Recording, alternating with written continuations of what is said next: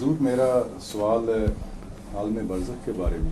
اچھا. اس کے 2-3 چھوٹے چھوٹے پارٹس ہیں. اجازت ہو مرنے کے بعد انسان کی روح اپنے آخری فیصلے تک، یعنی جنت اور دوزخ کا جو فیصلہ ہے، الٹیمیٹ سٹیج، اس تک پہنچنے تک وہ کن کن مراحل سے گزرتی ہے؟ اور خاص کر چھوٹا سوال کیا آپ نے. ایک دو چھوٹا پارٹس سا ہے، ابھی اتنی سی بات ہے. ایک دو پارٹس ہیں. بہت لمبا سوال کر گئے ہیں آپ. اچھا. ہمارے شیخ پورے میں وکیل صاحب ہوا کرتے تھے.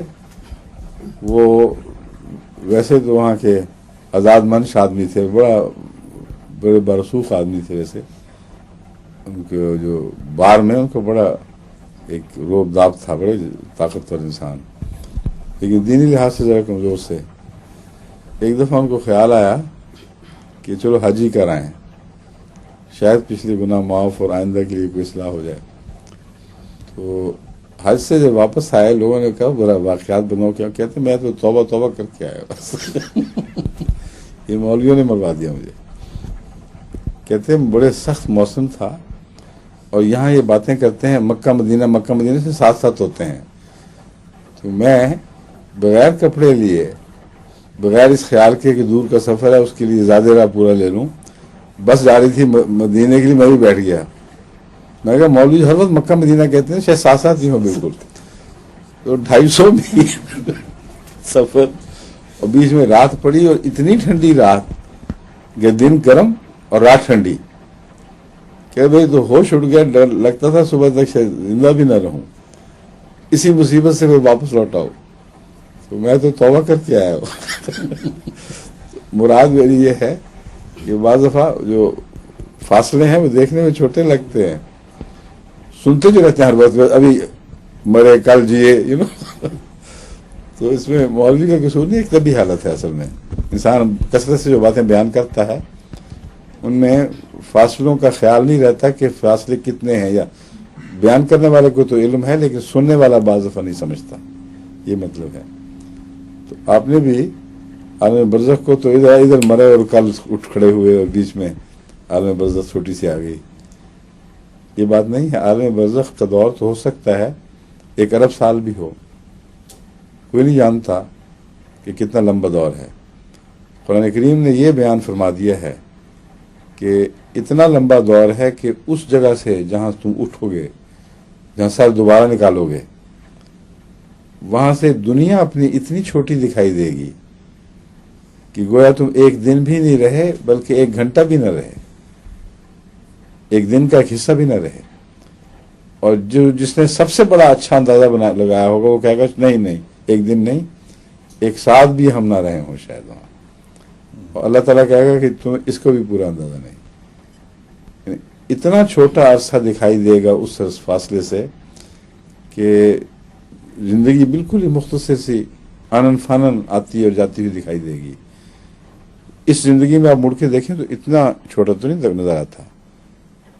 بچپن کا زمانہ سکڑتا تو ہے، مگر یہ تو نہیں کہ آپ کہیں کہ میں آنن فانن ختم ہو گیا. اس لیے وہ زمانہ بہت دور کا ہے. اور یہ سارا عرصہ روح کی پرورش میں، اس کے ترقی دینے میں، اس کو نئی صورت میں دوبارہ زندہ کرنے پر خرچ ہوگا. اور اس تمام عرصے میں بیمار روح بیماری کے دکھ اٹھاتی رہے گی، صحت مند روح صحت کی لطف اٹھاتی رہے گی، مگر مبہم طور پر، جس کا پیٹ میں بیمار بچہ ہو یا صحت مند بچہ. اور جب وہ مکمل طور پر اپنی نشو و نما پا کر اس دنیا میں ابھرے گا تو اس وقت قرآن کریم کے مطابق اس کی نظر بہت تیز ہو چکی ہوگی.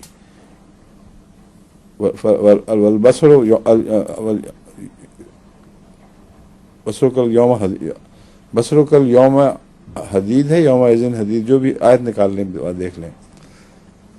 خدا مخاطب کر کے کہے گا اب مزہ چکھ ان باتوں کا جو تو کرتا ہے. آج تیری نظر بہت تیز ہو کر دی گئی ہے. جن کے پہلے تجھے ہوش بھی نہیں تھی وہ بھی اب چیزیں دکھائی دینے لگیں گی. تو شعور کی تیزی جنت بھی پیدا کرے گی اور شعور کی تیزی جہنم بھی پیدا کرے گی. اگر کسی کی قوت شامہ ماری گئی یعنی سونگنے کی حس مر گئی ہو تو وہ گندی بدبودار چیز بھی کھا سکتا ہے, اس کو پتہ نہیں چلے گا کہ میں کیا کھا گیا ہوں. اور وہاں اگر وہی چیز اس کو مل جائے اور قوت شامہ بے انتہا تیز ہو چکی ہو تو جو یہاں لذت تھی وہ وہاں جہنم بن جائے گی. اسی لیے قرآن کریم نے فرمایا ہے کہ زخموں کی دھون ان کو پلائی جائے گی. اب یہ بڑا کریسا منظر ہے, حالانکہ مراد صرف اتنی ہے کہ یہاں ان کے بعض اعمال ایسے ہی ہیں جیسے وہ زخموں کی دھون پی رہے ہوں اور ان کو پتہ نہیں.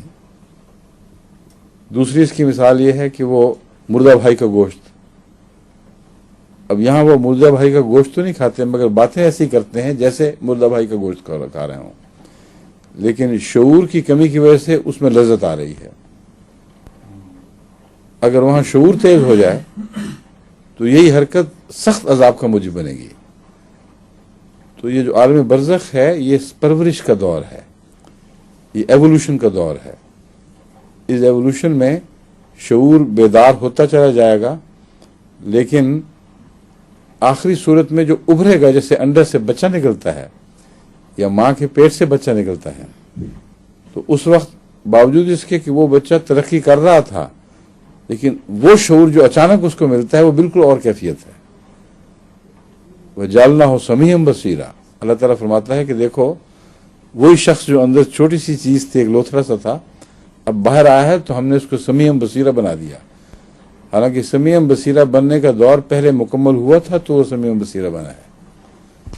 تو جو اچانک پن ہے وہ یہ ہے, آخر پر یہ روحیں ڈیلیور ہوں گی اپنی اپنی قبر سے, جو بھی ان کا یہ خدا نے ماں کا پیٹ بنایا ہوا ہے ان کی پرورش کے لیے, اس میں سے جب ڈیلیور ہوں گی تو یوں جیسے روتا ہوا بچہ ایک دم باہر آ جاتا ہے, پھر وہ سنتا بھی ہے اور وہ دیکھتا بھی ہے, مگر اس طرح نہیں جس طرح ماں کے پیٹ میں دیکھ رہا تھا.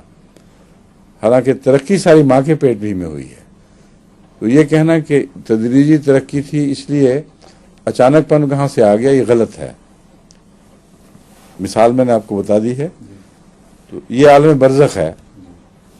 اب اس پر آپ کے کوئی اور سوال اٹھتے ہیں تو بتائیں, مگر میرا خیال ہے جو آپ نے کہنی تھی باتیں میں کہہ چکا ہوں, یا کوئی معین سوال ہے تو بتا دیں. بس یہی کہ آپ نے کافی ایکسپلین کر دیا. جزاک اللہ. جی شکریہ.